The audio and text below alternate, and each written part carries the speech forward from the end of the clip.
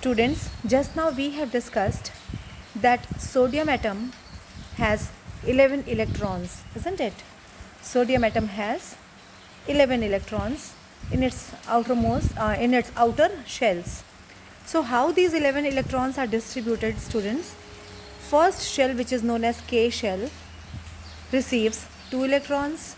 Second shell, which is known as L shell, gets 8 electrons, and the third shell, which is the outermost shell, gets 1 electron. Now you can see here the first shell has got these 2 electrons, the second shell has got these 8 electrons, these 2, 2 plus 2 plus 2 plus 2, 8 electrons, isn't it? And the outermost shell has got this last electron over here. This one is the last electron, students. So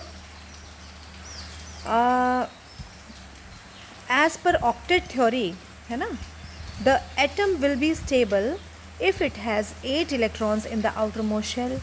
But you can see here that it doesn't have 8 electrons, it has only 1 electron. You can see here it has got only 1 electron in the outermost shell. So this is not stable. Either 7 electron it gains or it loses this 1 electron, so that this shell becomes the outermost shell, this second shell becomes the outermost shell, isn't it? So it is easier to lose 1 electron rather than gaining 8 electrons, students. So what happens? This 1 electron is lost.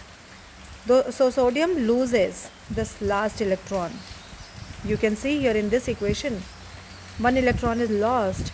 So now the second shell became the outermost. You can see the second shell became the outermost shell, which has got 8 electron, because in the nucleus number of proton is 11, isn't it?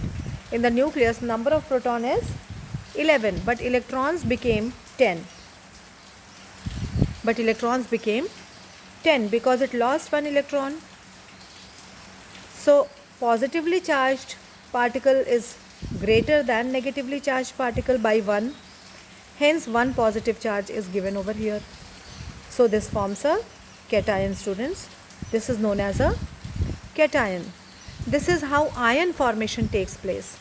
Now this sodium ion is a cation, students, positively charged species. This will combine with a negatively charged species, and collectively this cation and anion I haven't explained to you, but as per definition you know that anion has got negative charge, so this is negatively charged species.